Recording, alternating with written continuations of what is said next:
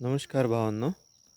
बघा, मी असं ऐकलं आहे, की 6 महिन्याच्या म्हणजे जास्त काळ जर एखादी पत्नी जर समजा माहेरी राहत असेल, तर त्याला म्हणजे ॲक्चुअली एकतर्फी निर्णय देऊन कोर्ट डिव्होर्स मान्य करतं.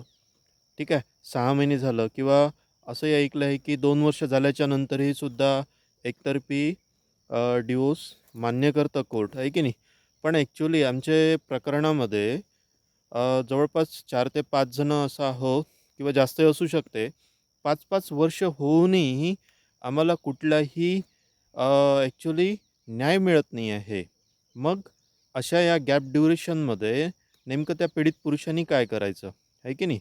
स्त्रिया कायदा असल्याच्यानंतर स्त्रिया जर आपल्या म्हणजे ॲक्चुअली कसं त्या पीडित पुरुषाला जर समजा त्रास देत असेल, तर मित्रांनो तुमचं मत काय आहे, की ज्या ठिकाणी 5-5 वर्ष समजा त्या स्त्रिया माहेरी राहून जर फक्त त्या पीडित पुरुषांना त्रास देण्याचं कामच करत असेल, तर कोर्टांनी ह्या गोष्टीकडे दखल का नाही देत बा, असं माझं मत आहे.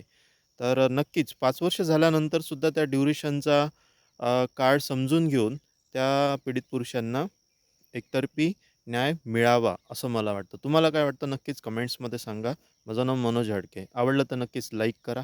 कमेंट्समध्ये तुमच्या प्रतिक्रिया सांगा.